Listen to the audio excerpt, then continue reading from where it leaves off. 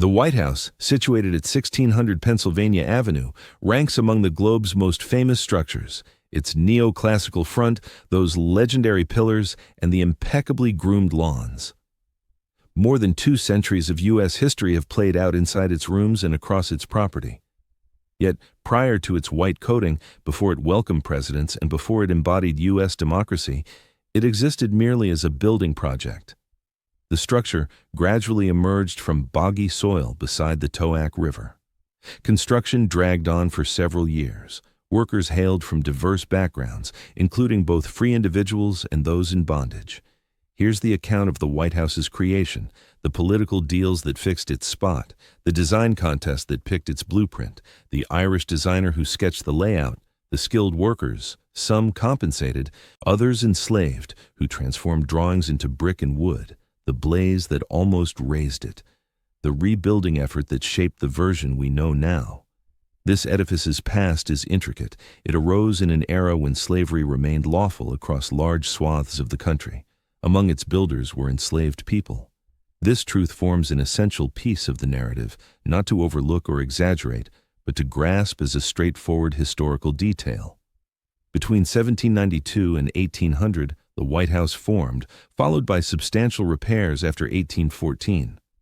To comprehend its origins and purpose, one must appreciate the fledgling country that ordered it, the deals struck, the limitations imposed, the goals pursued, all influenced the final form. If you enjoy tales of architectural evolution and the origins of America's premier address, why not subscribe? I'd appreciate your thoughts in the comments if you have more details on the White House saga. We'll start with the choice that set the stage for it all. Where to place the country's fresh capital? Picking a spot in marshland for the capital. Upon ratification of the U.S. Constitution in 1788, the emerging federal authority lacked a fixed base. Lawmakers had convened in places like Philadelphia, New York, Princeton, and Annapolis. Deciding on a lasting capital turned into a major political debate. The 1790 agreement settled it.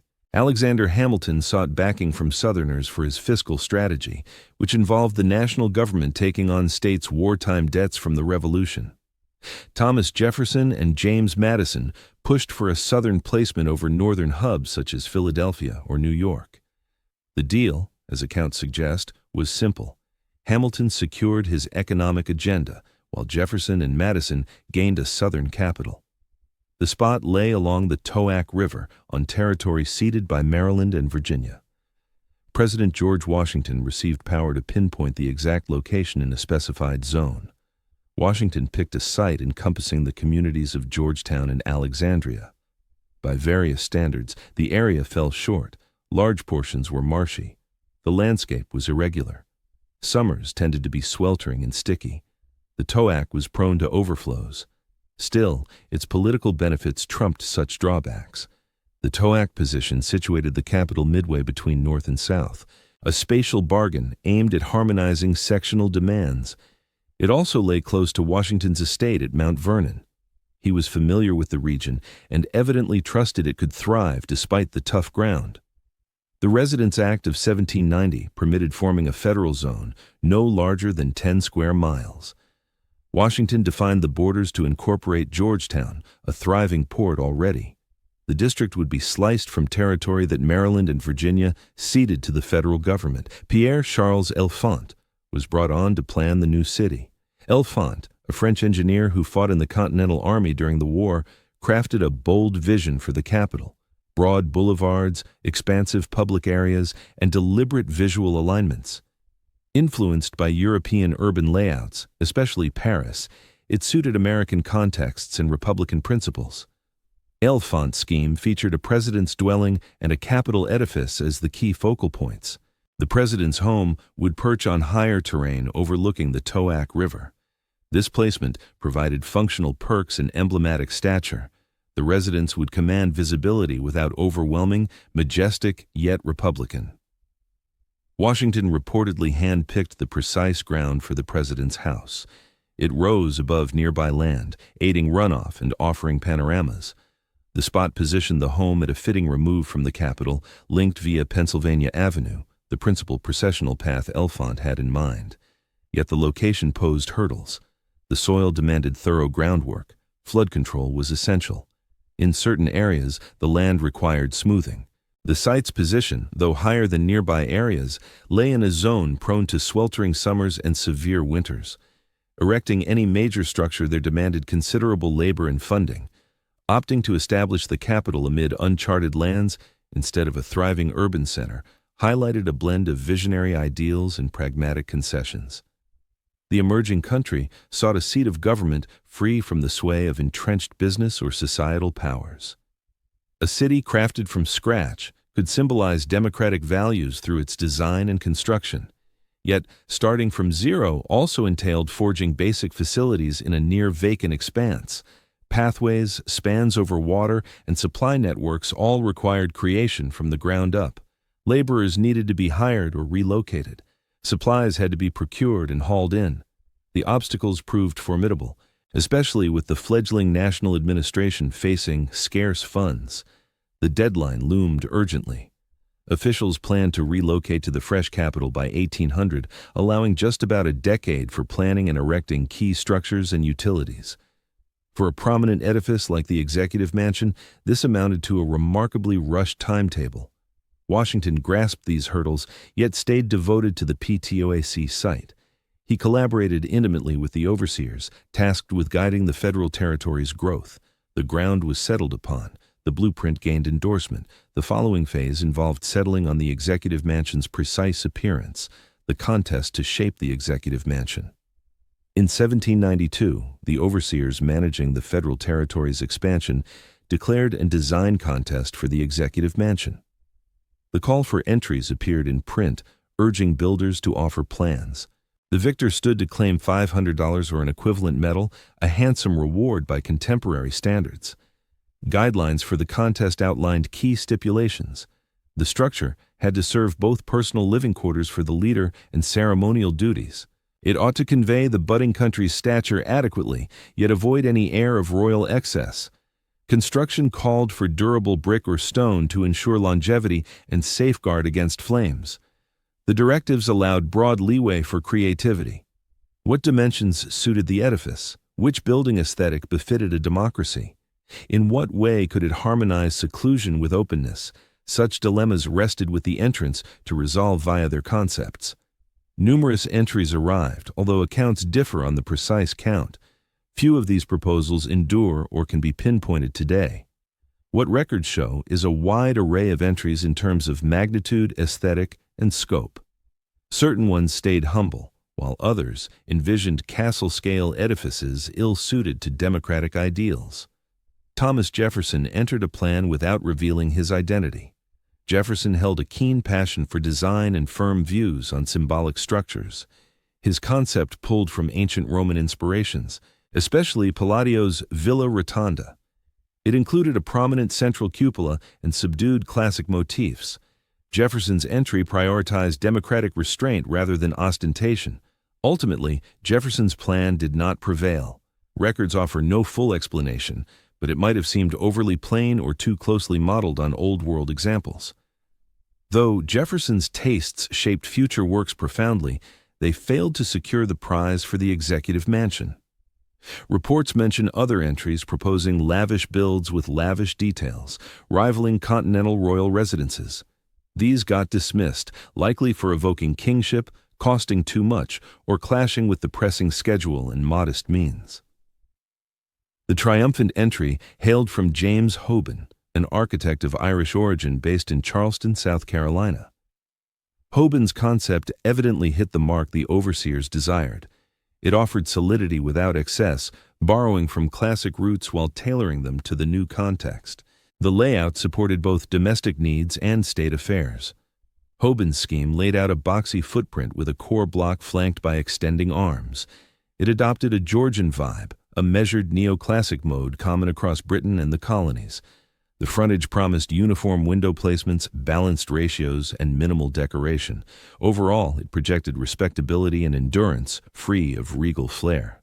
The judging drew input from both the overseers and President Washington. The president's views clearly tipped the scales in the end. He cared deeply about the capital's evolution and engaged directly with the mansion's conceptualization. Washington's backing proved vital to Hoban's success. The contest laid bare conflicts over the very nature of the executive role. The president's residence needed to embody certain ideals. If it was too simple, it could undermine the country's prestige. If it was excessively lavish, it might imply the leader was aspiring to kingship. The chosen plan sought a balance between these issues, resulting in a structure that inspired awe without intimidation and endured without tyranny. Hoban's victorious proposal would steer the building effort, even as alterations emerged along the way. Its core shape, ratios, and overall essence stemmed from the contest's submission. That decision sealed what would eventually stand on the cleared ground near the Potomac River. The contest further affirmed that U.S. civic structures would borrow extensively from European traditions, yet reshape them to align with democratic values. The executive mansion would evoke antiquity through its classical lines, which conveyed stability, harmony, and ties to the ancient Roman Republic, while remaining distinctly American in its details and deliberate rejection of regal excess. The vision of James Hoban, the architect from Ireland. James Hoban entered the world in Ireland circa 1758. He honed his skills as an architect and constructor, gaining expertise apparently in Dublin. During the 18th century, Ireland buzzed with building projects, as neoclassical edifices sprouted in Dublin and beyond. Hoban's education immersed him in Georgian architecture, the understated classical approach that prevailed in British and Irish construction at the time. Following the American Revolution, Hoban crossed the Atlantic, first basing himself in Philadelphia and later relocating to Charleston, South Carolina. As a thriving harbor town, Charleston saw plenty of development. There, Hoban built his reputation by crafting and erecting homes for affluent patrons. His projects showcased proficiency in the Georgian manner he had absorbed back home. Upon hearing of the call for designs for the president's residence, Hoban was said to be in Philadelphia for work. He caught wind of the opportunity and chose to participate. His background and preparation positioned him ideally. He grasped classical balances, knew how to bring ideas to life in stone or brick, and had hands-on experience erecting major edifices, not merely sketching concepts. Hoban's triumphant entry took cues from Leinster House in Dublin. Constructed in the 1740s, Leinster House served as the Duke of Leinster's home. It shared a comparable boxy layout, Georgian frontage, and classical measurements with Hoban's concept for the executive dwelling. Rather than imitate outright, Hoban tailored it to fit American needs and democratic aims. The scheme outlined 3 levels. The basement level housed practical and support areas. The principal story, reached via an imposing stairway, contained key reception spaces. The top level offered personal living areas for the president's household. Such a stacked layout distinguished official from domestic uses, all within a single structure. The exterior adhered to Georgian conventions, balanced window placements, a central doorway framed by a classical porch, and subtle embellishments that emphasized balance over flashy adornments. Majesty arose from size and symmetry, not from intricate flourishes. This method aligned with both limited funds and egalitarian ideals. Hoban's layout encompassed generous indoor areas. A spacious entry corridor extended across the building's middle. Principal chambers branched from this axis, encompassing the future East Room, the house's biggest area, intended for assemblies and ceremonial events. The formal dining area could host state banquets. Lesser spaces handled assorted duties, both ceremonial and personal. Beyond symbolism, the plan proved functional. Its oblong form, with extending pavilions, allowed phased building if required. The Georgian aesthetic relied on standard methods.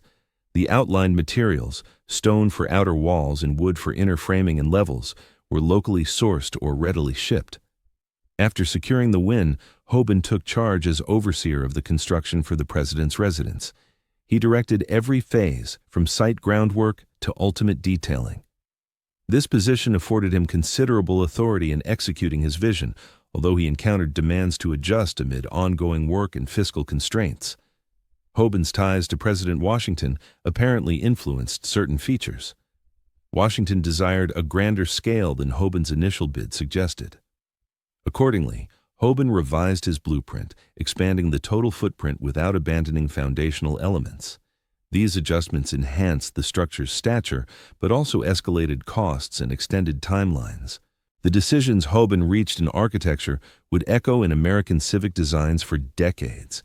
The Georgian aesthetic, the classical, the focus on balanced proportions, balanced symmetry, and subtle decoration set the benchmark for official structures. Hoban's blueprint laid out models that many subsequent edifices would emulate or draw upon. His efforts on the executive residence spanned several years. The building process advanced at a deliberate pace, grappling with various obstacles, yet Hoban's foresight, core design ideas, and hands-on oversight shaped the final outcome. The structure we see now embodies Hoban's education, his taste in aesthetics, and his tailoring of Irish-Georgian elements to fit American needs and settings. Laying the groundwork, the base and initial building phase, work on the President's House kicked off formally on October 13, 1792. A formal event marked the placement of the cornerstone, signaling the launch of significant construction efforts. The timing was deliberate, aligning with the anniversary of Christopher Columbus's landing in the Americas, tying the project to ideas of exploration and the nation's origins. Accounts describe the event as straightforward. President Washington attended, joined by commissioners managing the federal city's growth and regional authorities. The cornerstone was set in position, but its precise spot in the base remains unknown today. Efforts to find the original during later repairs have failed. Prior to full-scale building, the location demanded thorough groundwork. Certain sections of the terrain required grading for evenness. Issues with runoff needed fixing to avoid moisture issues in the base. Forests and undergrowth had to be removed. This preparatory labor was arduous and lengthy, delaying the erection of the main edifice. The base was constructed using stone. The walls rested on robust supports, engineered to bear the structure's load and avoid subsidence. This foundational phase was vital and protracted.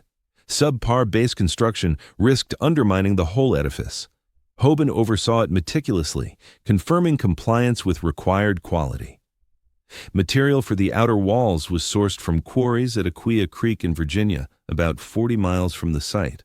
The Aquia Creek sandstone proved workable and straightforward to shape, yet sturdy for building use. It featured a cozy, pale beige hue that defined the appearance prior to its eventual white coating. Hauling the stone from the quarries to the site posed major coordination hurdles. Whenever feasible, it moved via waterways on flatboats and vessels.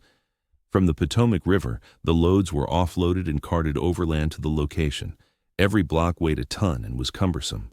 Shifting vast amounts called for precise planning and ample manpower. The stone reached the site in rough form. On-site masons trimmed the pieces to exact sizes suited for their spots in the structure.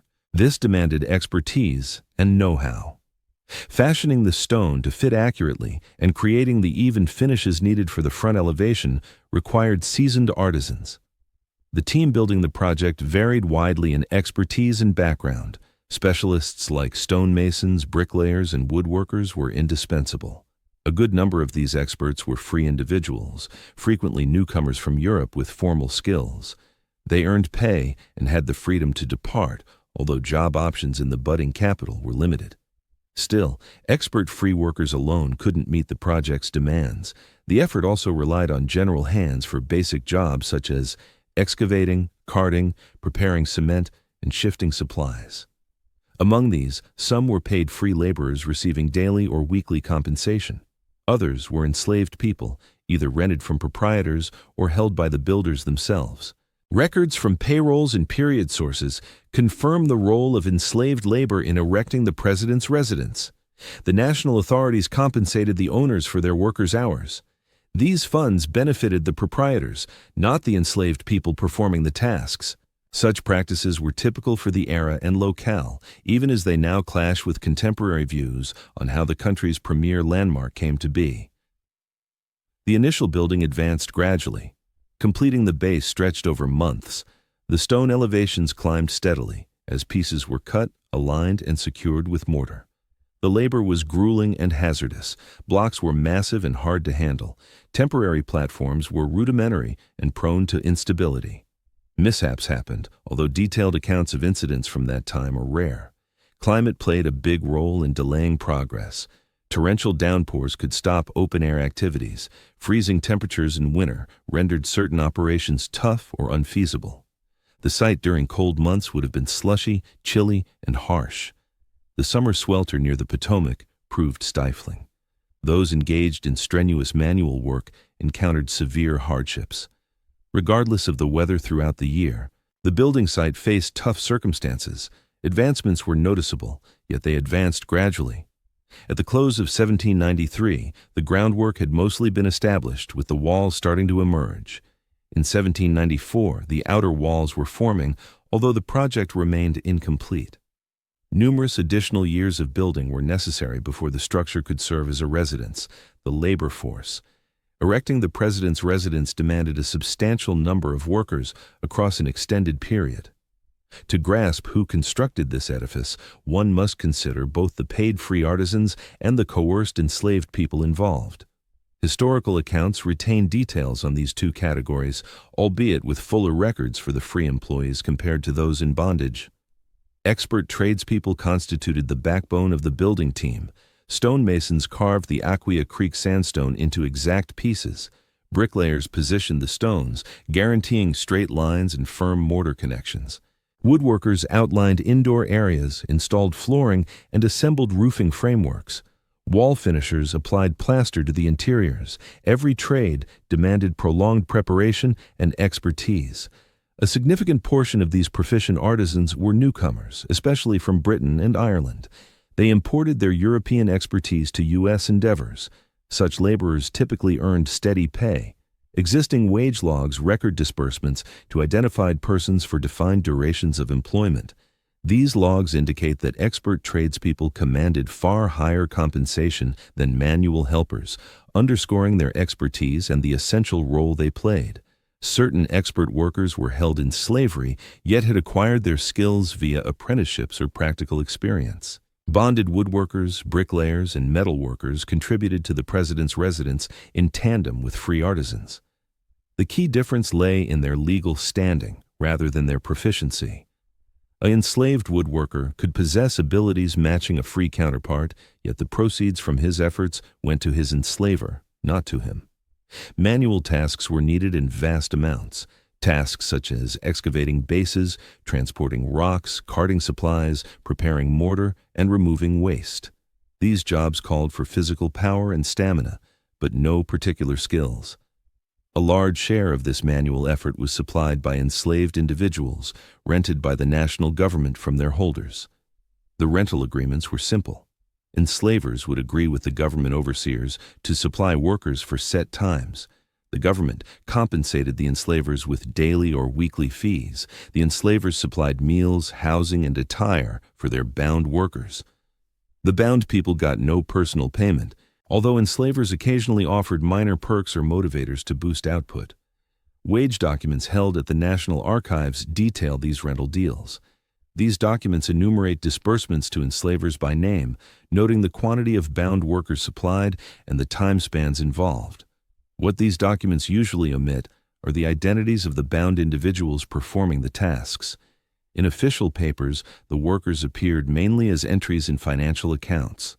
Through meticulous archival study, some identities of bound workers have surfaced. Documents occasionally reference people by given name in descriptions of particular duties or events.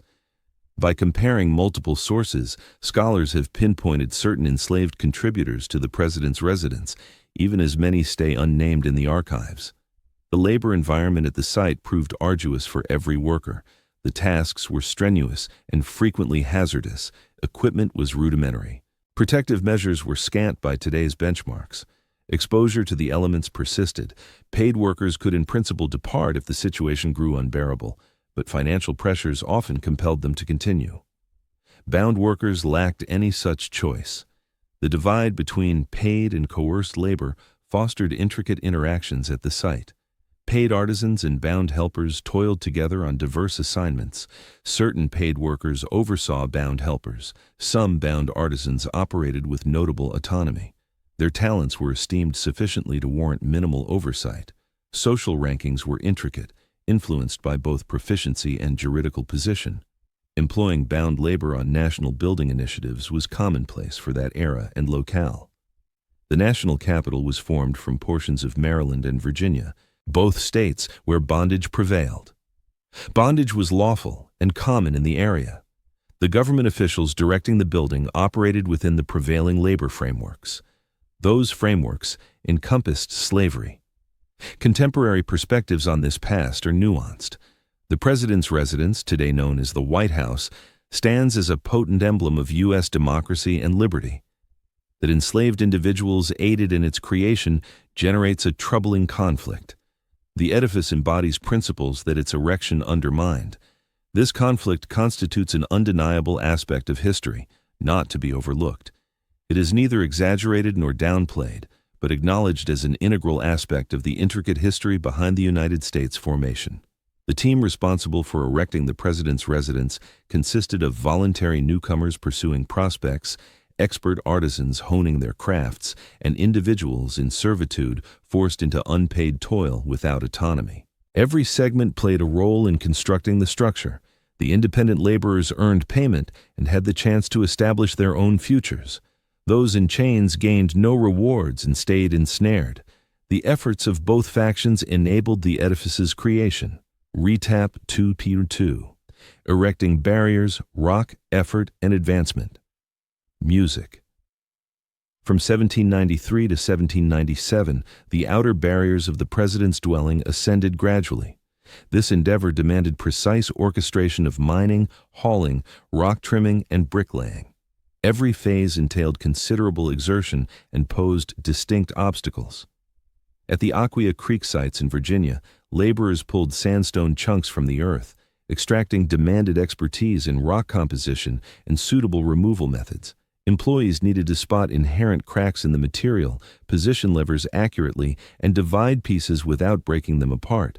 The task was specialized and hazardous. The mined chunks emerged coarse and bulky. Basic forming typically happened right at the extraction point to lighten the load for shipment.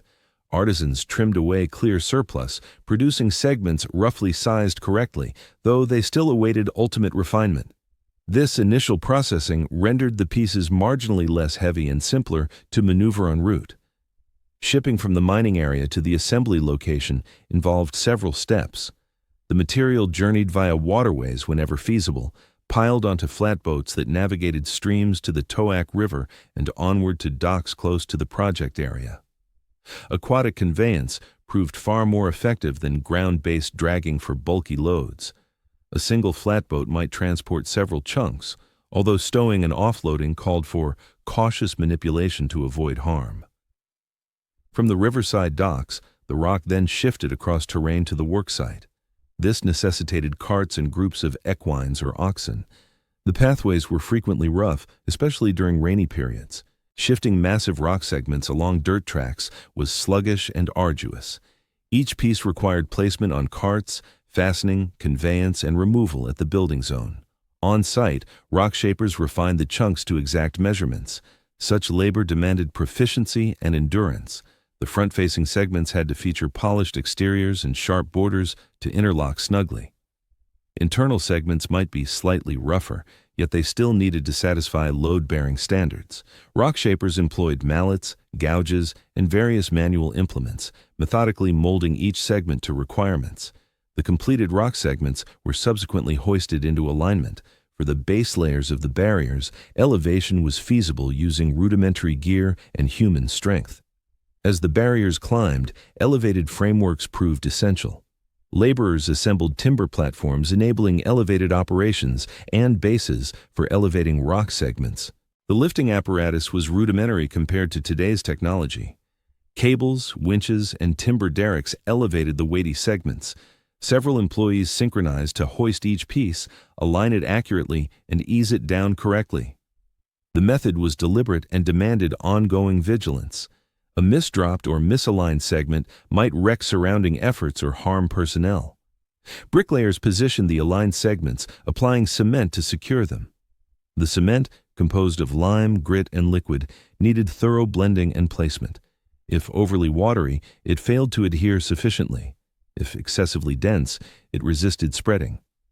The bricklayers monitored straightness relentlessly, employing gauges and vertical cords to guarantee barriers ascended plumb and even. Barrier assembly advanced in phases, efforts concentrated on elevating barriers to a set level in one zone prior to shifting to neighboring areas. This strategy optimized the deployment of elevated structures and tools. It also balanced the edifice's mass more uniformly, minimizing chances of foundation shifts amid ongoing building. Inner barriers ascended concurrently with outer ones. The inner barriers typically used bricks instead of rock, since bricks cost less and sufficed for enclosed functions. Brick specialists operated in tandem with rock experts, forming the inner framework to partition spaces and bolster overhead levels. Operations continued irrespective of the calendar, although climate could pause or impede activities. Precipitation rendered certain duties unfeasible, especially cement application, which needed arid settings. Freezing winter temperatures might solidify cement prematurely. Intense summer warmth drained those engaged in strenuous tasks. The assembly area functioned throughout the year, yet output fluctuated markedly based on atmospheric factors. The labor pool stayed varied. Independent specialists, especially the rock shapers and bricklayers, were vital for expert duties. Forced laborers, both free and enslaved, supplied the essential physical effort for transporting supplies and supporting the expert tradespeople. This blend of workforce types persisted right through the wall-building stage.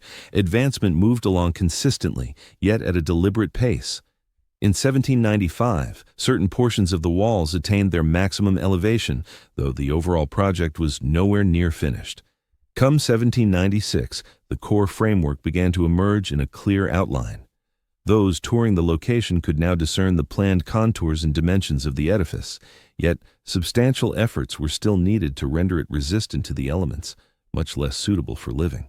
The material used demanded continual upkeep, even amid the building process. The Aqua Creek sandstone proved fairly pliable. Exposure to the elements might erode unprotected areas. Laborers occasionally needed to mend or swap out stones that wore down prior to project completion. Such interventions introduced additional unforeseen labor and costs to what was already a challenging endeavor. Hazards loomed as an ongoing issue. Employees toiled elevated on rudimentary and occasionally precarious platforms. Substantial loads were lifted high above. Implements might drop unexpectedly. Mishaps happened, although in-depth accounts of harms from this era are limited.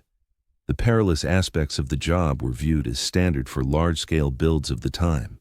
By 1797, the outer walls were largely finished.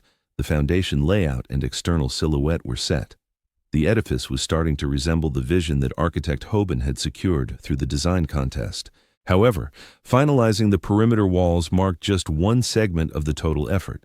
Roofing, internal levels, and dividers, plus finishing touches, all awaited completion. Additional years of labor stretched out before the executive residence could welcome inhabitants, the enslaved artisans, their expertise and roles. Within the group of bondaged workers toiling at the executive residence, a few held advanced abilities that elevated their worth past mere manual toil. These specialists engaged in occupations demanding extended apprenticeships: joinery, bricklaying, rock shaping, iron forging. Their inputs proved vital to erecting the structure, even if tracing their personal narratives from archives is typically more elusive than for their liberated counterparts. Bondaged joiners contributed to multiple facets of the interior framework. Joinery ranked among the prevalent expert fields for enslaved individuals in the waning years of the 1700s. A bondaged individual versed in joinery could generate lucrative rentals for their proprietor. Such proficiencies also afforded a modicum of self-direction, as expert tradespeople typically operated under lighter oversight compared to basic hands. The joinery tasks at the executive residence encompassed erecting inner barriers, assembling level supports, fashioning roof supports, and fabricating steps. These duties necessitated grasp of load-bearing concepts, capacity to interpret blueprints or absorb intricate directives, and proficiency with manual instruments. A bondaged joiner involved here would have executed duties mirroring those of free joiners, albeit with earnings directed to their proprietor instead of personal gain. Certain bondaged individuals served as bricklayers or assisted under lead bricklayers. Bricklaying called for distinct competencies, knowledge of correctly placing rock or brick, handling binding agents, ensuring straightness and evenness.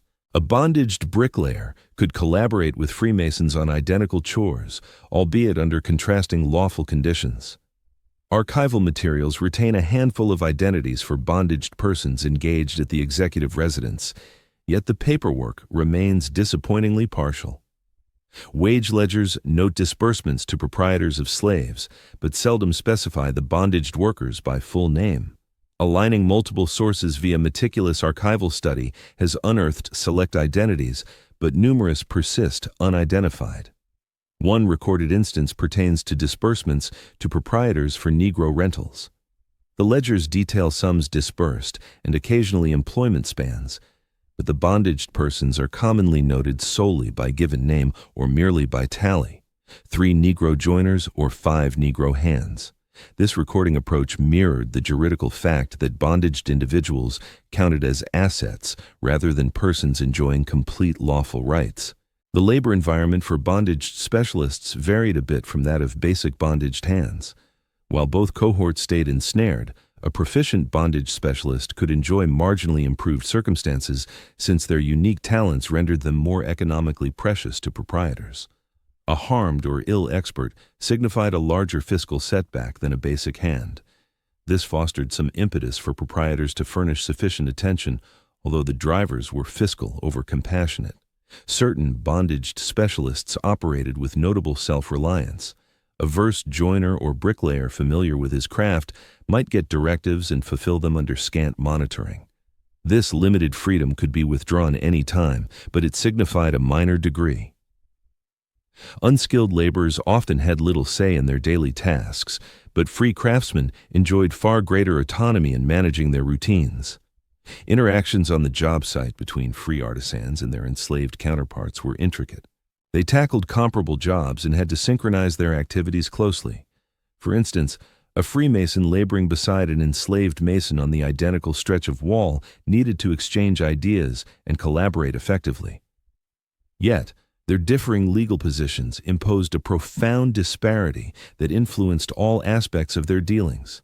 Certain free artisans hired for the endeavor even brought along enslaved laborers they personally owned. A free carpenter, for example, could toil next to enslaved carpenters under his ownership, all advancing the shared building initiative. Such setups were typical for that era and locale, yet they further complicated the interplay among the labor force. The expertise that enslaved artisans honed and applied to ventures like the President's House held real worth, though it seldom led to emancipation. A particularly adept enslaved artisan might aspire to buy his way out of servitude someday, but this demanded scraping together funds from meager stipends or extra gigs, an endeavor bordering on futility. In truth, the vast majority of talented enslaved laborers stayed bound, no matter their proficiency.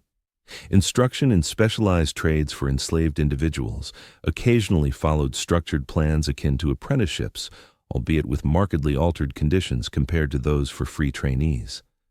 An enslaved adolescent, say, could be tasked with studying carpentry or masonry under the guidance of a seasoned artisan, whether free or enslaved.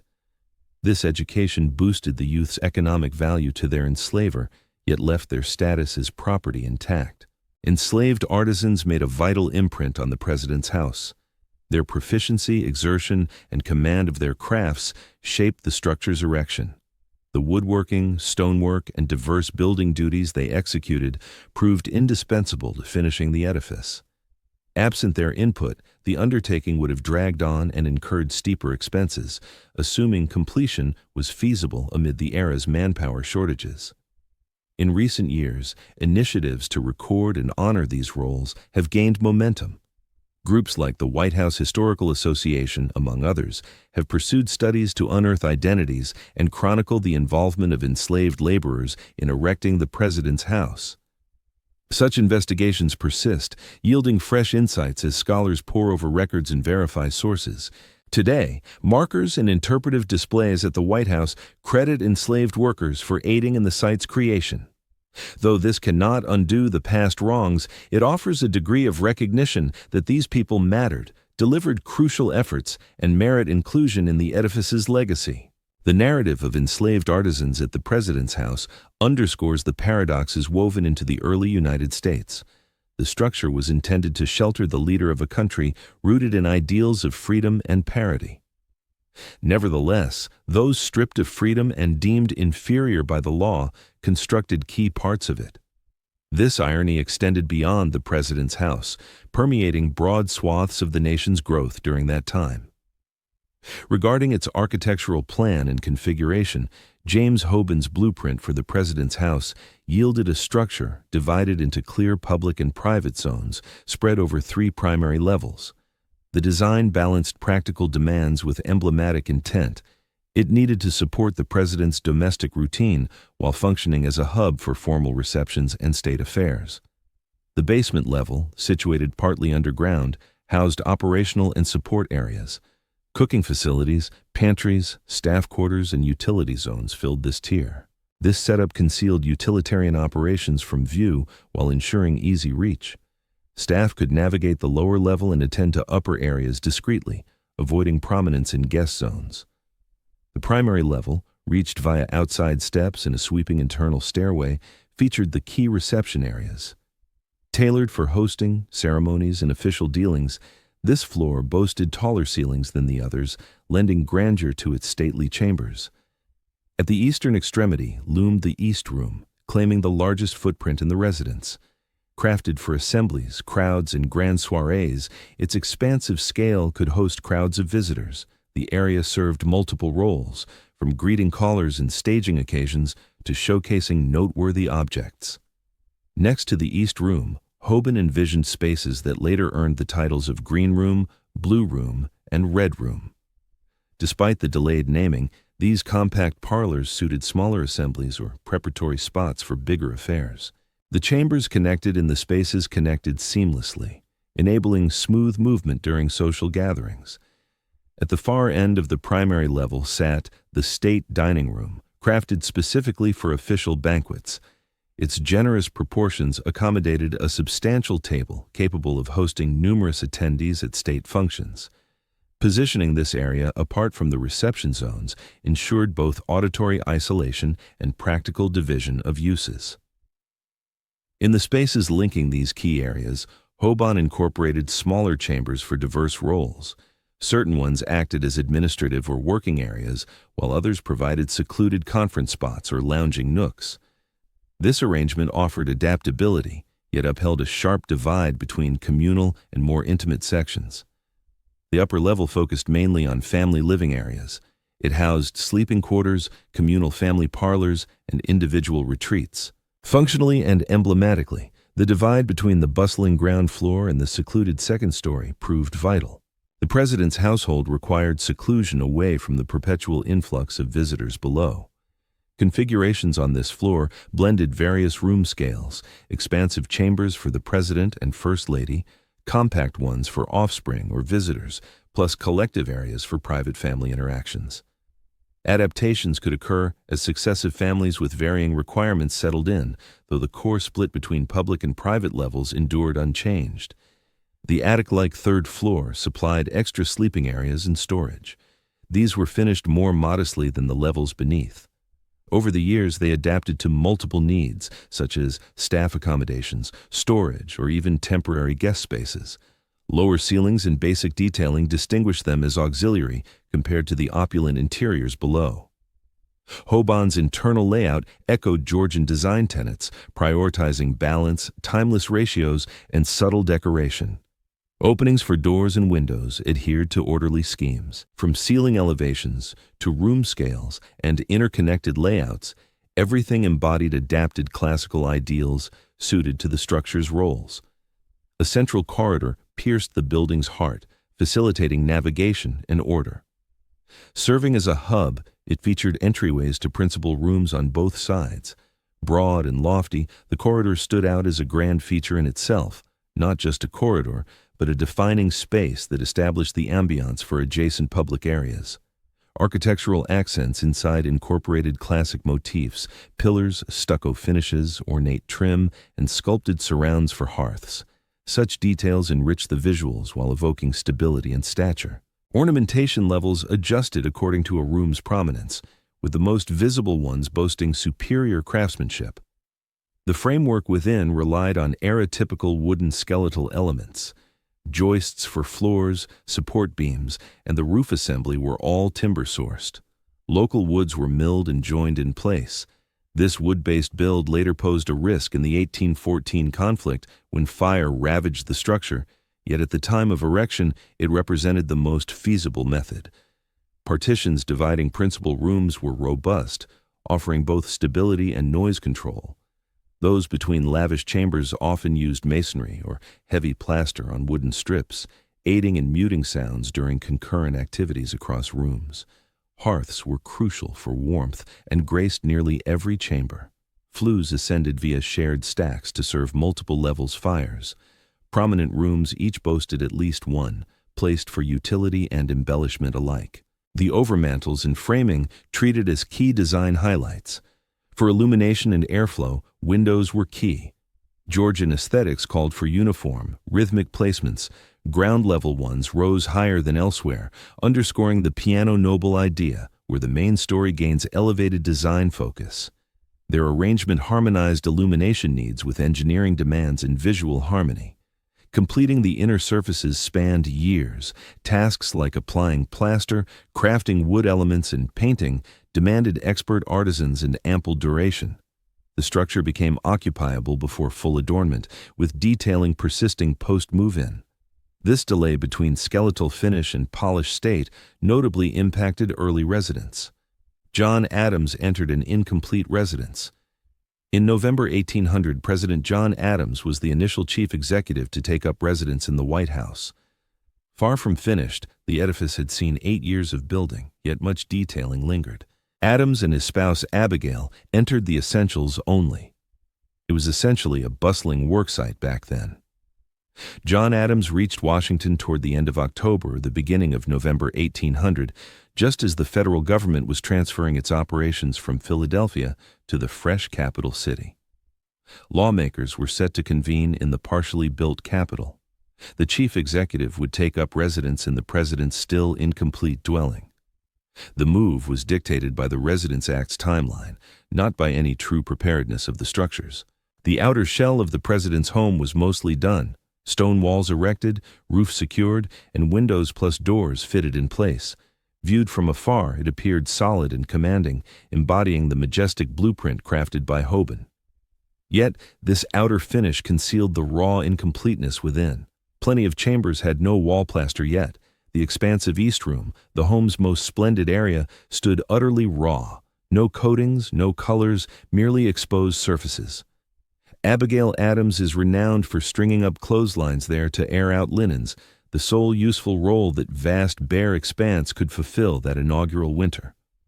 The primary stairway was serviceable to a degree, though it missed polished banisters and ornate touches. A handful of upper-level sleeping quarters were livable, if just scarcely so. Certain other spaces lingered as mere skeletal frameworks. The Adams household settled into a half-finished residence, improvising with whatever areas proved usable, as laborers pressed on with building and detailing elsewhere. Warmth posed a major challenge.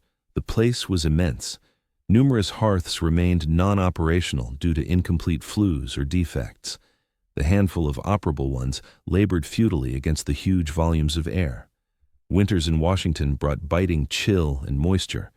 The family deemed the abode chilly and tough to heat adequately, by all accounts. Abigail penned correspondence detailing the site's state, offering key insights into its condition that first occupied season. She highlighted the chill, the gusts, the bare chambers, the sparse outfitting in various spots. Her words carried a sharp edge at times, yet she recognized their role as trailblazers in a structure plainly unready. Outfitting was in short supply. The government's funds for equipping the president's quarters were constrained. A portion arrived from Philadelphia, shifted over from the prior executive lodging, but it fell far short for all the chambers. Some stayed utterly vacant, others boasted only the barest essentials. The dwelling echoed with emptiness and shortfall. The surrounding estate lay untamed. The building yard sprawled openly, strewn with supplies, tools, and labor zones across the grounds. Local pathways were rough. The nearby terrain turned slushy in rain, powdery in drought. Hoban's sweeping landscape lingered more as promise than presence. Come November 1800, quarters for personnel were scant. The lower-level utility zones worked adequately but plainly. Shelters for aides and domestics proved insufficient for the crew required to run even a semi-operational executive home. Managing and running the domestic setup the debut winter came across as disorganized, reports suggest. Even amid the hurdles, Adams sought to employ the space for state matters. He hosted callers, albeit social gatherings were curtailed by the site's rawness. The half-done reception areas served when called for, but any lavish hosting proved unfeasible under the circumstances. Adams's term wrapped up in March 1801. He fell to Thomas Jefferson in the 1800 vote. Adams departed the capital swiftly post-Jefferson's swearing in, thus residing in the president's home for merely around 4 months. His stint there proved short and mostly frustrating, owing to the edifice's unfinished form. The Adams stay confirmed the site's basic livability despite the discomforts. Successor leaders would inhabit a dwelling that, though demanding further tweaks, offered greater wholeness and utility. Still, the Adams duo blazed the trail in a stately yet raw framework that opening winter. Their ordeal underscored the divide between bold design ambitions and tangible outcomes. The executive residence aimed for grandeur and propriety. In November 1800, it projected stature from without, but from within, it stayed decidedly a site under construction.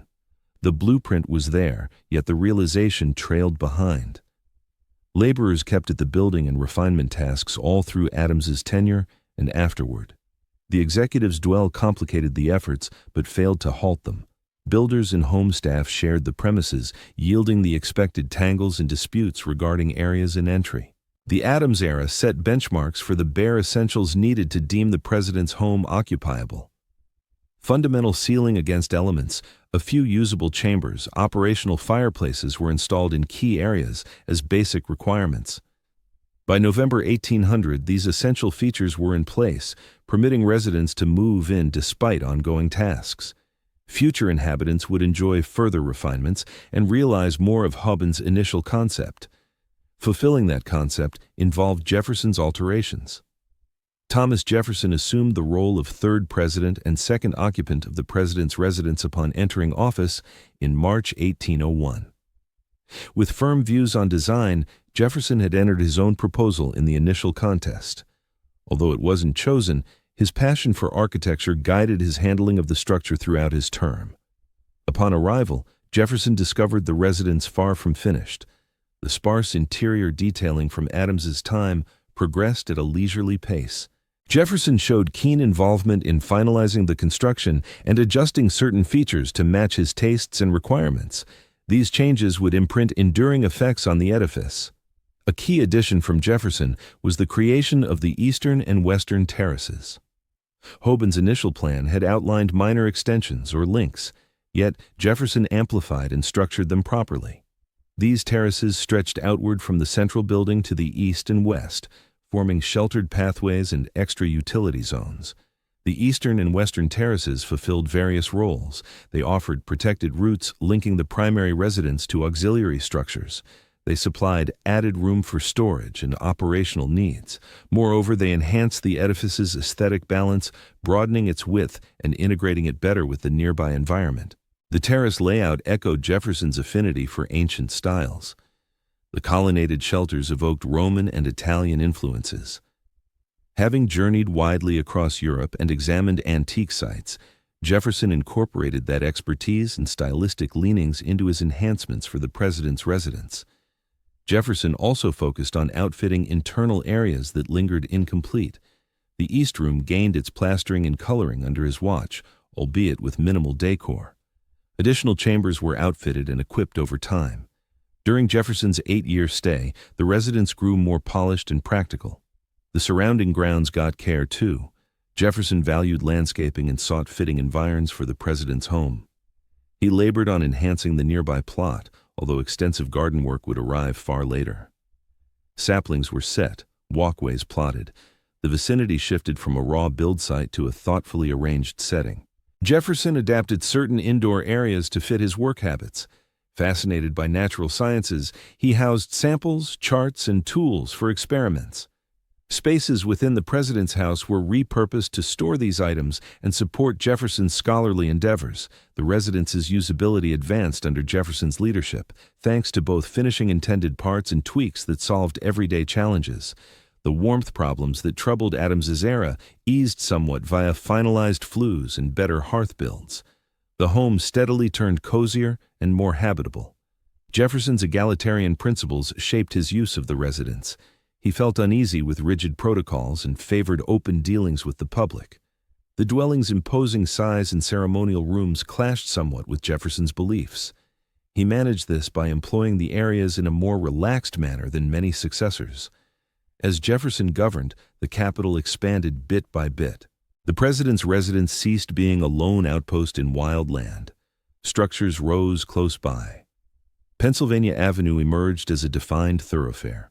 The metropolis envisioned by L'Enfant in Washington started materializing, albeit incompletely. The president's home gained from this wider growth.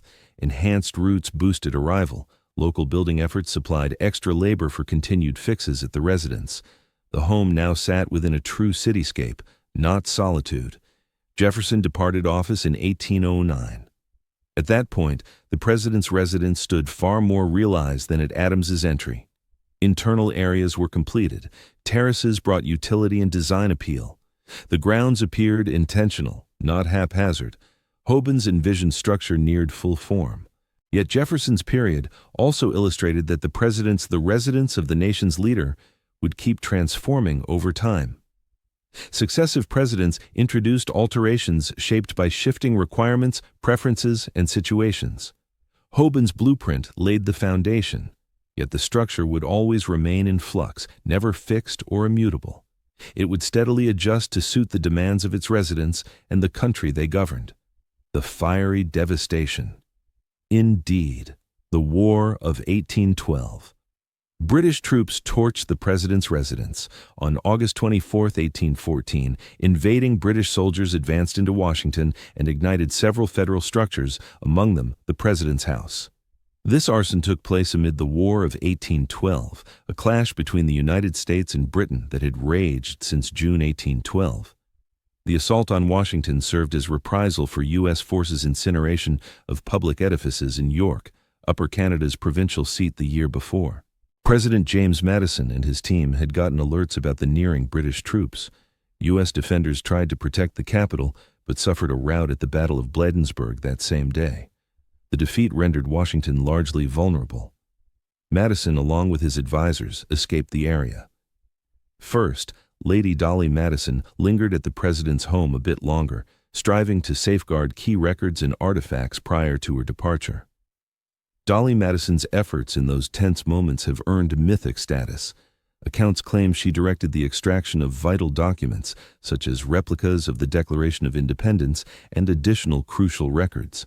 She further instructed the salvage of Gilbert Stuart's life-size portrait of George Washington, which adorned the state dining room. The artwork proved too cumbersome to carry out whole, so legend has it, the frame was smashed and the canvas extracted. The treasures Dolly Madison rescued transcended mere possessions. They embodied the fledgling republic's heritage and enduring legacy. Her resolve to protect them amid encroaching enemies showcased remarkable bravery and insight into their emblematic value. That saved Washington portrait still graces the White House. Following Dolly Madison's exit, the British invaders breached the president's dwelling. Reports from the era indicate the troops discovered the place prepared for a meal, complete with dishes and beverages laid out. British leaders supposedly partook of the ready supper prior to commencing the ruin. This anecdote, true or perhaps amplified in subsequent accounts, enriched the tale of the residence's desecration. The invaders kindled blazes across various chambers in the edifice. They deployed flammable substances to guarantee complete incineration. The timber-based inner framework, flooring, and roofing ignited fiercely. The intense blaze even fractured stonework in places. Flames devoured furnishings, wall treatments, and virtually all burnable elements inside. The outer sandstone facade endured mostly unscathed. Stone resists fire, although scorching temperatures can impair it. Those walls, built and aligned over years, persisted upright, albeit soot-stained and heat-scarred. The endurance of these outer barriers turned out vital for rebuilding efforts. Lacking them, restoration would have meant commencing virtually anew. The havoc also afflicted the terraces that Jefferson had erected. Their timber components went up in smoke, certain sections tumbled down. The ruin was comprehensive and purposeful. The British aimed to obliterate the structure as retribution and a metaphorical strike against U.S. authority. They achieved the demolition, but failed to shatter the American spirit. That evening, flames engulfed other official sites as well. The Capitol endured arson, with both legislative halls gutted. The Treasury offices blazed. The War Department facility faced attack. This calculated demolition of key installations sought to shame America and flaunt British dominance. The conflagration unfolded after dark, and eyewitnesses noted the radiance observable from afar. Meteorological conditions apparently curbed the extent of the damage. A severe storm swept the region on August 25th, delivering torrential downpours and perhaps a whirlwind. The deluge aided in dousing blazes that could have spread further unchecked. The tempest also prompted British officers to initiate a retreat from Washington, wary of encirclement by regrouping American troops nearby. The British pullout abandoned Washington as a battered metropolis. The president's abode loomed as a charred husk. The capital lay in wreckage. Numerous additional buildings suffered ruin or impairment.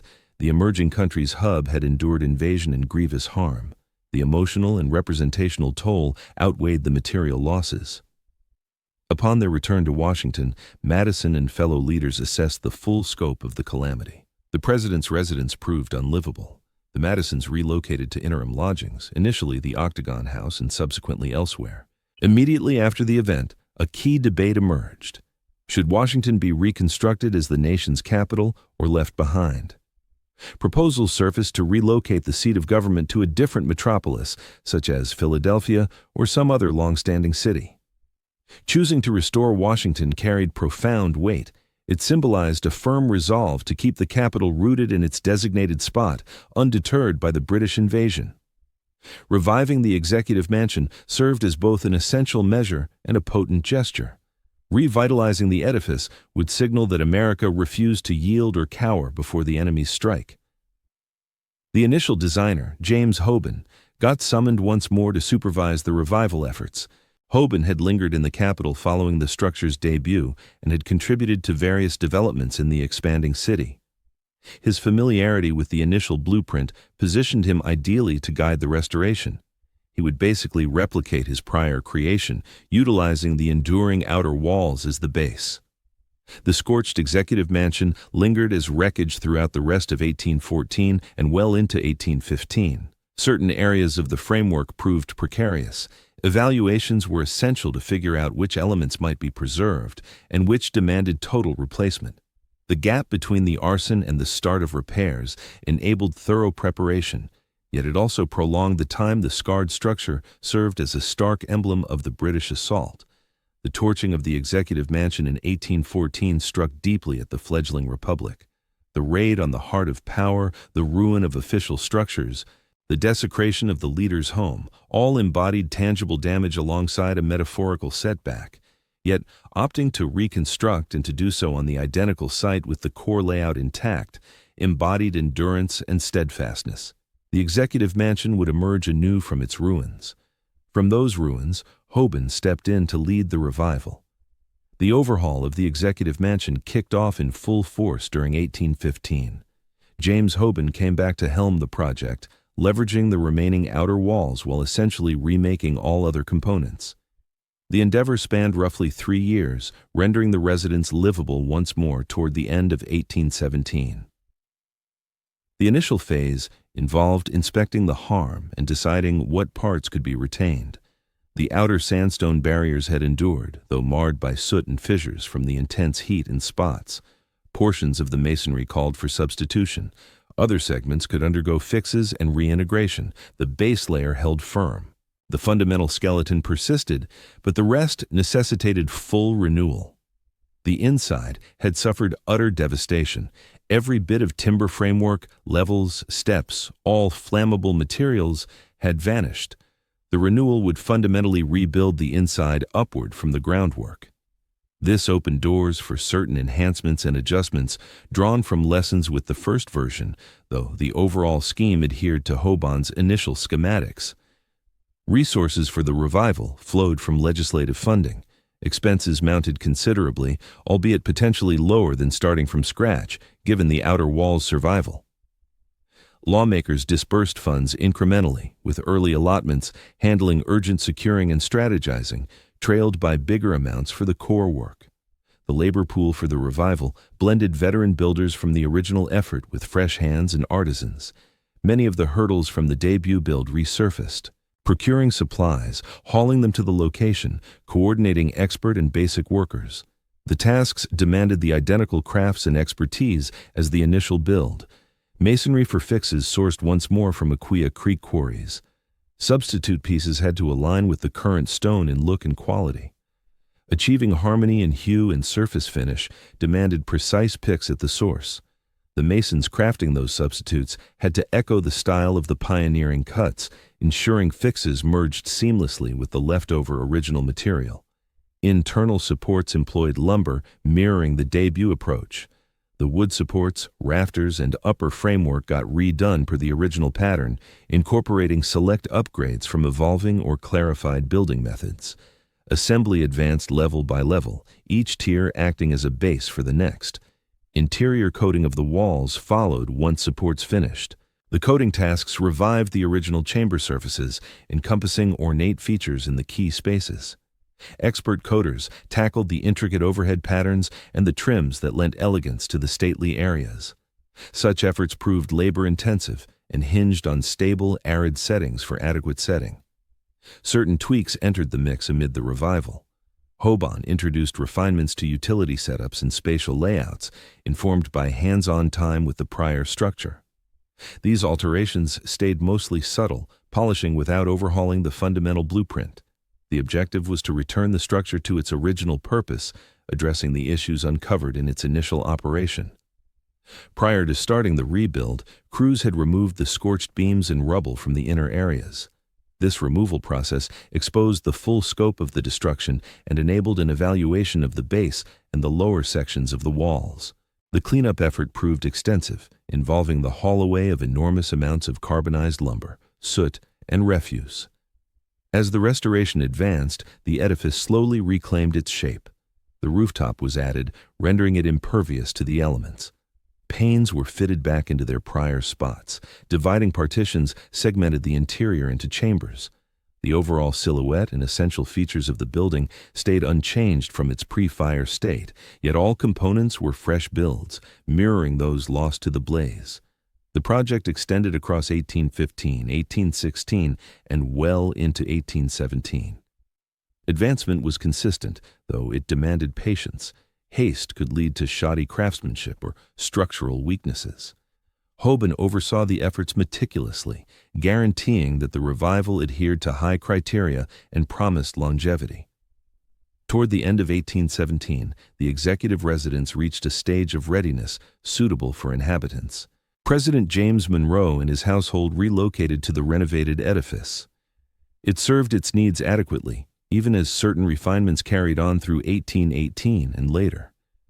The edifice had been revived about 3 years following the conflagration. This revival marked a notable accomplishment. What once required 8 years for initial erection was now reconstructed in approximately 3. The endurance of the outer walls facilitated this, offering a solid skeleton for swift inner renewal.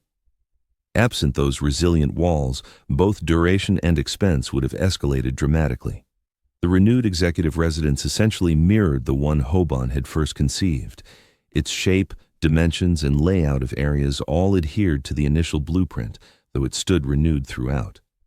With every internal feature remade, the structure preserved its inherent essence, even as it was fundamentally overhauled from the core outward. This effective revival underscored American resolve and proficiency. The British assault had impaired, yet failed to eradicate the seat of government. The resolve to restore the executive residence alongside other official structures affirmed that Washington would endure as the nation's hub. These renewed edifices embodied the country's fortitude and dedication to the vision of Lanton and Washington for the capital. Why the white hue? Regarding the coating and the moniker, the executive residence utilized Aquia Creek sandstone, which inherently possessed a beige or pale brown tone. When first finished and inhabited, the outer walls displayed this innate stone shade. The shift to white took place amid the revival post the 1814 conflict. Although the motivations and precise chronology involve some nuances in the archives, the 1814 blaze left the outer walls begrimed with soot and marred. The sandstone remained solid in form but altered in hue. The material had turned darker due to the fumes and, in spots, bore marks from the fierce temperatures. The walls demanded more than mere fortification fixes. Some external application was essential to revive the edifice's visual appeal. Applying whitewash or coats to masonry was typical for the era. Such applications fulfilled various roles. They shielded the material from erosion. They yielded a consistent look despite variations in stone tones or grades. They imparted a polished finish that untreated rock might miss, especially post-exposure or harm. The choice to coat the executive residence in white amid the revival was said to be pragmatic. The covering concealed the soot marks and stains. It produced a pristine, even facade. White coating proved affordable and easy to obtain. The shade also carried emblematic value, evoking novelty, cleanliness, and revival in the wake of the Inferno's ruin. The application happened during or soon following the revival from 1815 to 1817. Accounts differ on the specific moment, but the edifice received its white layer as an element of the renewal efforts. The change proved swift and dramatic. The formerly tawny sandstone form evolved into the pale icon that would characterize it henceforth. The coating applied was lead-infused white, commonplace then. Such lead formulas offered resilience and solid opacity. The perils of lead remained largely unrecognized in that age. Lead coatings would persist on the edifice for decades until its hazards gained awareness and substitutes emerged. Preserving the pale exterior called for repeated applications. Climate, including Washington's muggy warm seasons and fluctuating cold periods, wore down the surfaces. The edifice required fresh layers every several years to sustain its look. This routine upkeep evolved into a norm, with the structure gaining new coatings at regular intervals. The N.A. the moniker. Idos quote odiquus. For the presidential residence developed over time and wasn't formalized until much later. During the early 1800s, official records generally referred to it as the President's House or the Executive Mansion. The casual term White House began showing up in newspaper dispatches, perhaps starting in the 1810s or 1820s, though it didn't gain widespread acceptance right away. This nickname proved apt and direct, reflecting the structure's white paint job and its role as the chief executive's home. It helped set the building apart from the broader capital city and other federal structures. The straightforward appeal and ease of recall of White House ensured its endurance in everyday parlance, even as more stately titles lingered in formal papers. In 1901, Theodore Roosevelt made White House the official name by incorporating it in a letterhead and official correspondence. Prior to that, a mix of designations floated around in both formal and informal contexts. Roosevelt's move established it as the go-to label. Notably, this happened more than 80 years after the initial whitewashing. So the shift involved not just a visual makeover, but a linguistic one too. The white coating came about amid repairs following the 1814 blaze. From there, the name gradually took hold in public circles over the ensuing years. Formal endorsement arrived only in the early 1900s. Today, the pale hue and the term are so intertwined with the edifice that picturing it any other way demands a grasp of history. Certain chronicles indicate the white paint masked burn scars, while others point out that whitewashing masonry was a standard technique anyway. Probably both influences contributed. The destruction from the fire rendered repainting essential, or at least very appealing. Opting for white made sense, and drew on existing customs. The outcome was a structure that appeared pristine, vibrant, and revitalized. That snowy exterior has endured unchanged since the 1815-1817 overhaul. Every leader from Monroe onward has resided in a building of that shade. The tint has grown so emblematic that Duinter Quote 3 serves as a synecdoche, standing for more than the physical site. It evokes the office of the president and the entire executive arm of the U.S. government. What started as a pragmatic and visual choice during repairs evolved into an enduring trait. The hue turned iconic. The everyday label born from that shade eventually gained official status. A decision from the rebuilding phase turned into a lasting feature. Through layers of paint, the passage of time, and widespread embrace, the executive's dwelling evolved into the White House, building on and updating alterations from the 1800s. Post-1815 to 1817 restoration, the White House kept changing across the 19th century. Successive presidents introduced updates, incorporated modern tech, and tailored the space to evolving demands.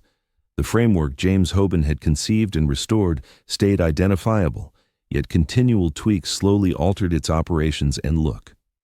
Among the key expansions in architecture arrived during the 1820s. The North Portico, a colonnaded entry overlooking Pennsylvania Avenue, finished in 1829 under Andrew Jackson. This feature aligned with Hoban's initial blueprint but hadn't materialized in the first build or quick post-war fixes. Installing it finalized the front as he had pictured. The South Portico, oriented toward the rear gardens, went up in 1824 in James Monroe's term. Similar to its northern counterpart, it had been intended originally but delayed. Its half-circle design with pillars formed a striking rear elevation and offered shaded exterior area linked to the principal level chambers. Each portico adhered to Hoban's foundational ideas. These columned verandas elevated the aesthetic and delivered practical advantages. The northern one crafted a grandeur approach ritual. The southern afforded protected passage to the outside lawns. Together, they lent the edifice a stronger classical vibe. Inside, alterations unfolded steadily over the era. Leaders refreshed decor, swapped out furnishings, shifted room purposes, and customized areas to suit their tastes and requirements. The adaptable layout inside permitted such shifts without deep structural overhauls. Spaces could shift roles, get new finishes, or rearrange freely. Advances in tech reshaped daily use. Piped water and better pipes appeared incrementally, upgrading or augmenting the basic early setups. Bringing in bathrooms and flush toilets boosted hygiene and ease. These upgrades rolled out piecemeal over many years, syncing with tech progress and fitting the site's needs. Gas lamps arrived in the 1840s, supplanting candles and oil fixtures. Lighting fixtures initially relied on candles and oil lamps as the main illumination. Implementing gas illumination demanded extensive setup, including pipelines snaking through the structure, outlets in every chamber, and links to the fuel source. This upgrade delivered superior, steadier illumination, which proved especially vital for nighttime gatherings and the shorter days of winter. Over time, gas lights gave way to electrical ones. Electricity arrived at the White House in the 1890s under President Benjamin Harrison's administration. Wiring and outlets were introduced progressively. The household, it said, approached electric power with caution at first, wary of handling the controls.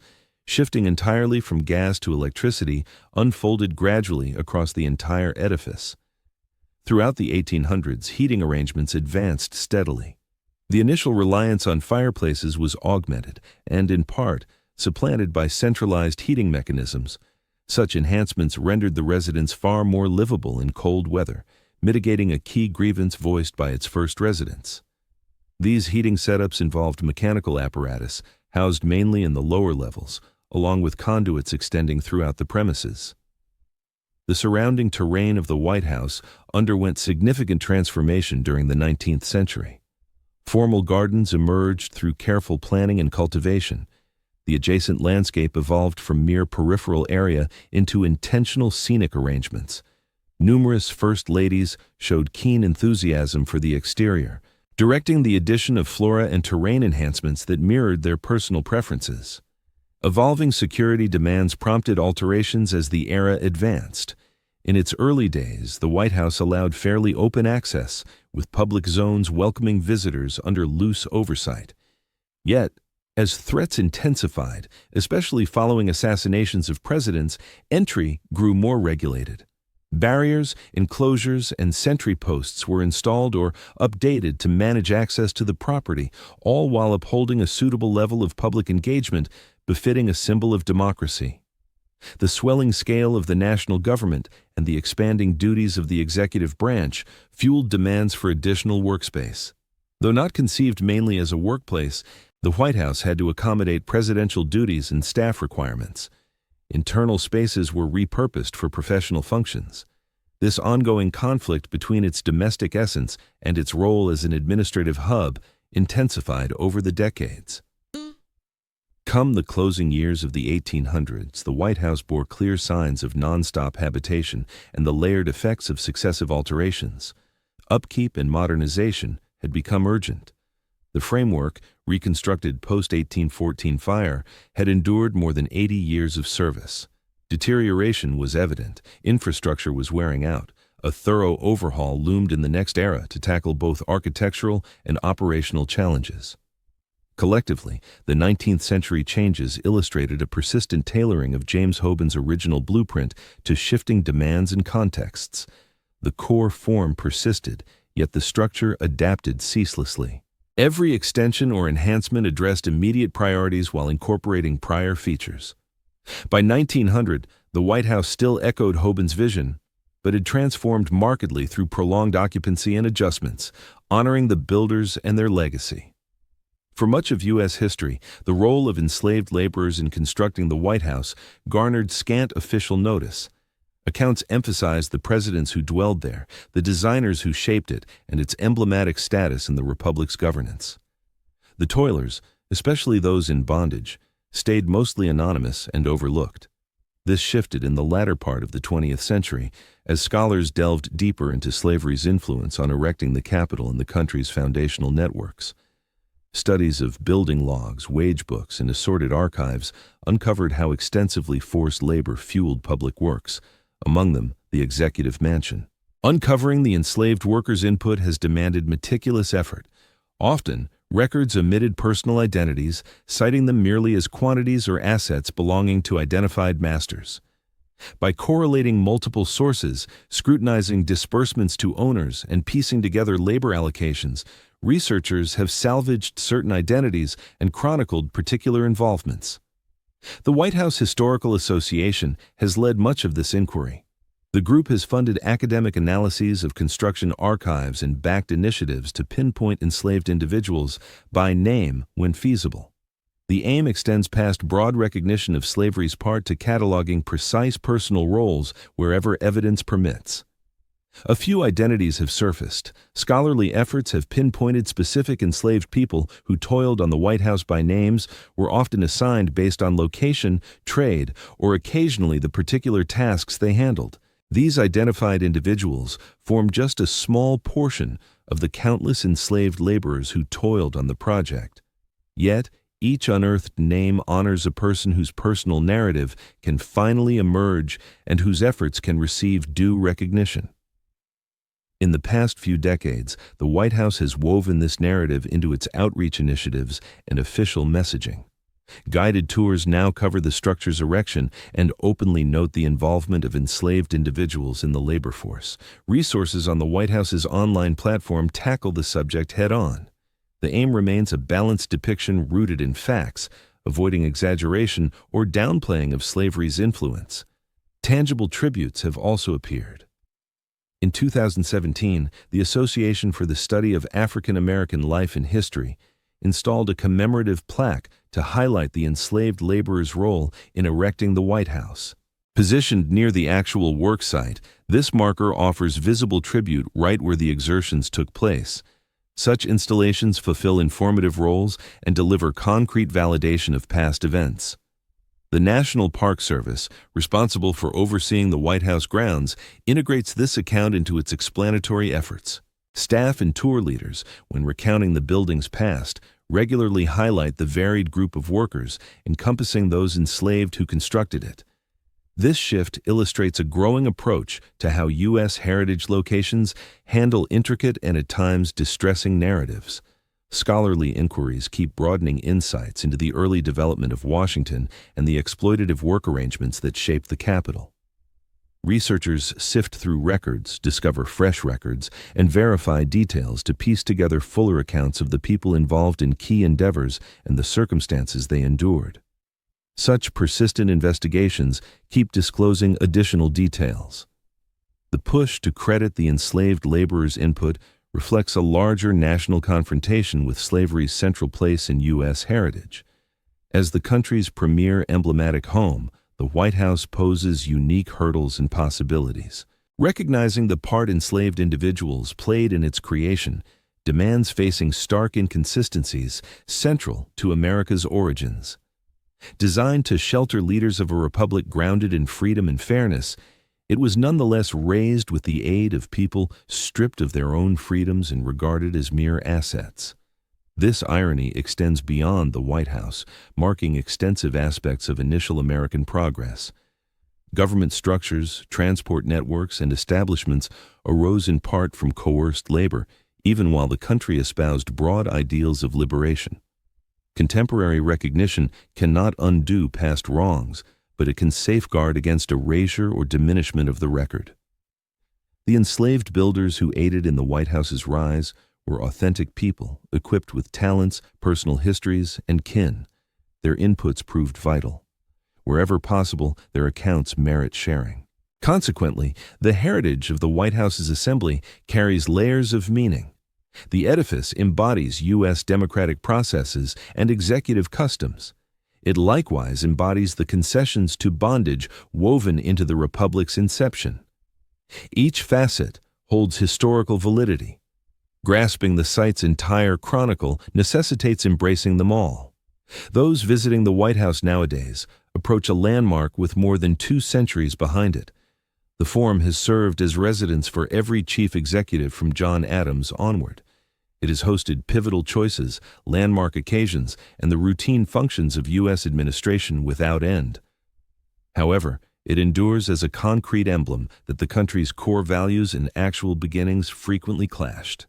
The continued scholarly pursuit of the enslaved workers' roles, alongside rising public nods to this facet, signals advancement toward a more thorough grasp of the past. The White House's tale encompasses not merely commanders-in-chief and designers, but the multifaceted team of laborers, both liberated and bound, whose exertions rendered the structure real. Narrating that full chronicle upholds factual integrity and pays respect to every contributor. Today, the White House endures as among the globe's most iconic structures. Its neoclassical exterior, pale pillars, and impeccably tended landscapes together evoke endurance, heritage, and representative rule. More than 2 centuries of developments have molded both the physical form and its significance. Yet the White House's origins lie not in inaugurations or official rites, but in the building phase. It emerged from marshy terrain near the Potomac across years of grueling toil. The span from laying the foundation stone to initial inhabitation spanned 8 years. The tasks proved arduous, hazardous, and relentless. The present-day site embodies innumerable hours of dedicated human endeavor. That dedication drew from varied origins. Skilled free artisans applied expertise gained via training in the United States and abroad. Newcomers pursued prospects in the expanding capital. Forced laborers, including those in bondage without pay or consent, supplied the vital manpower. Everyone involved helped erect the edifice. Its very existence stems from their efforts, whether they toiled willingly or under duress. James Hobben's blueprint formed the core, a Georgian-style edifice repurposed for Republican ideals. The architecture struck a careful equilibrium between majesty and modesty, yielding a structure grand enough to embody a fledgling nation, yet subdued enough to avoid evoking royal excess. This equilibrium was intentional, mirroring the nascent United States political ethos. The edifice's endurance through the 1814 conflagration and its ensuing restoration highlighted its tenacity. Opting to reconstruct on-site rather than shift the capital carried profound weight. The refurbished structure, coated in white, rose from the ashes to stand as the icon we know now. The fire and rebuild are integral to its narrative, just like the initial erection. Since its finishing touches, the White House has undergone steady transformation. Added porticos lent distinctive flair to its facade. Innovations in technology reshaped its operational dynamics. Internal alterations tailored rooms to evolving demands. Every subsequent period has altered the framework Hoban envisioned, imprinting its influence while honoring the foundational design. Its significance has shifted too. Once merely the executive's dwelling, it has grown into the White House, an official, globally recognized moniker. Beyond housing presidents, it symbolizes the broader might of American executive authority. The White House issues proclamations, delivers addresses, and stands as a sine qua for the presidency. Grasping the White House's complete legacy demands confronting its intricacies and paradoxes. It embodies democratic principles, yet its foundations partly rest on enslaved toil, muddying its emblematic role. These dual truths endure in history. Neither warrants overshadowing the other. A thorough account welcomes such nuances. Today's initiatives to recognize the enslaved individual's roles mark crucial scholarly progress. Ongoing studies unearth identities and chronicle personal impacts. Such endeavors ensure fidelity to the past and pay tribute to those whose indispensable efforts went unnoted for ages. The White House's tale encompasses all its builders, bound or unbound.